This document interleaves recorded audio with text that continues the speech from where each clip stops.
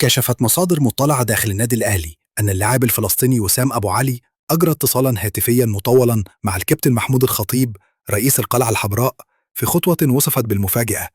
طلب خلالها الاعتذار عن أي خلافات أو سوء تفاهم حدث في الماضي، معبرا عن رغبته القوية في العودة مرة أخرى لارتداء القميص الأحمر.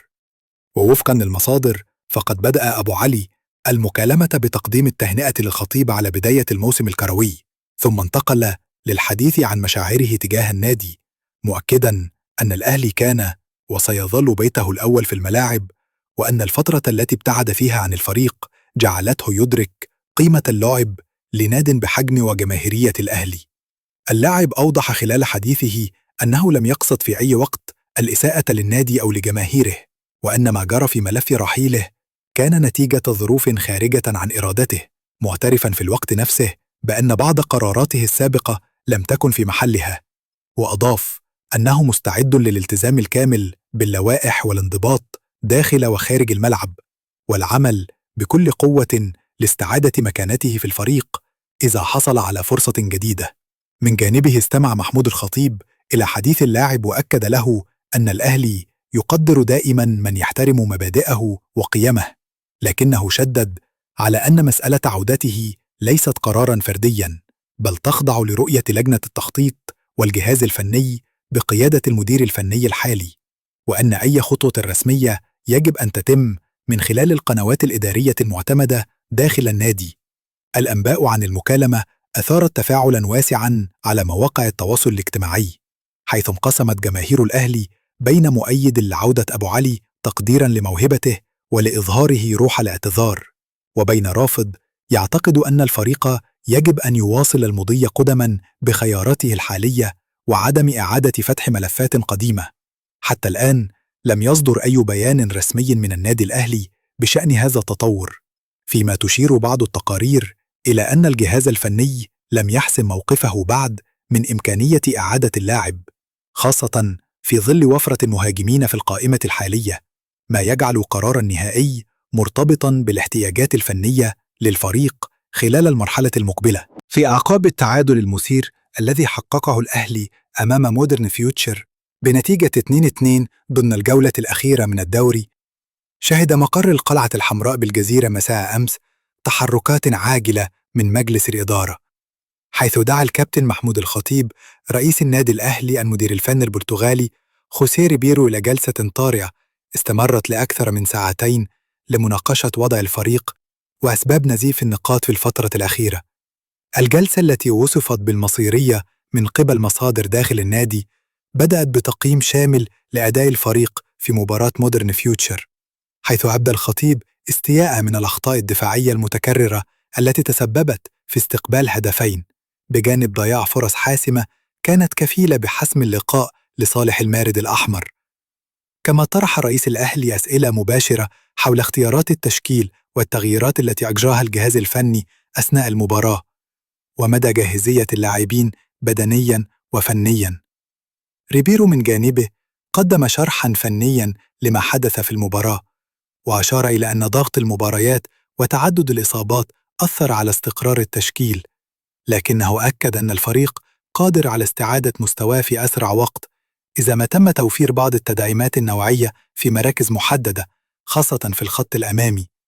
وفي خطوة مفاجئة خلال الجلسة فتح الخطيب ملف المهاجم الفلسطيني وسام أبو علي، موضحاً أن اللاعب تواصل معه هاتفياً في الأيام الماضية وقدم اعتذاراً رسمياً عن أي خلافات أو مواقف حدثت في السابق، وأعرب عن رغبته القوية في العودة لصفوف الأهلي والمنافسة على حجز مكان أساسي في التشكيل. الخطيب أكد للمدير الفني أن أبو علي أبدى استعداداً كاملاً للالتزام والانضباط وتقديم أقصى ما لديه من أجل خدمة الفريق، مشيراً إلى أن الجماهير قد تنقسم في آرائها، لكن القرار الفني في النهاية يعود للجهاز الفني وفقاً لاحتياجاته. ريبيرو استمع باهتمام لطرح الخطيب، لكنه طلب مهلة لدراسة الأمر من كافة الجوانب،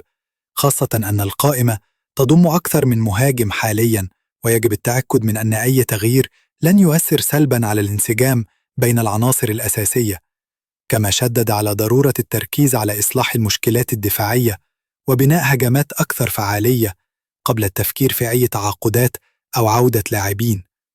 تسريبات من داخل الجلسة كشفت أن الخطيب طالب الجهاز الفني بتقرير مكتوب خلال 48 ساعة يتضمن أسباب التراجع والحلول العاجلة قبل استئناف مباريات الدوري، مؤكداً أن الأهلي لا يقبل سوى المنافسة على كل الألقاب. الجلسة الطارئة أثارت تفاعلاً كبيراً على مواقع التواصل الاجتماعي، حيث انقسمت جماهير الأهلي بين مؤيد لعودة وسام أبو علي باعتباره مهاجماً يمتلك حلولاً هجومية إضافية، وبين معارض يرى أن النادي يجب أن يواصل البناء على العناصر الحالية دون الالتفات للملفات القديمة. حتى لحظة كتابة هذا الخبر لم يصدر أي بيان رسمي من النادي الأهلي بشأن ما تم الاتفاق عليه، لكن المؤشرات تؤكد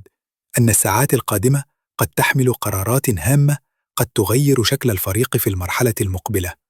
سواء بعودة وسام أبو علي أو بإجراء تعديلات فنية في التشكيل الأساسي. في خبر أسعد جماهير القلعة الحمراء، أكدت مصادر مطلعة داخل النادي الأهلي أن الدولي المصري إمام عاشور نجم وسط الفريق بات على أعتاب العودة للمشاركة في المباريات بعد فترة غياب استمرت لأسابيع بسبب الإصابة التي تعرض لها مؤخراً.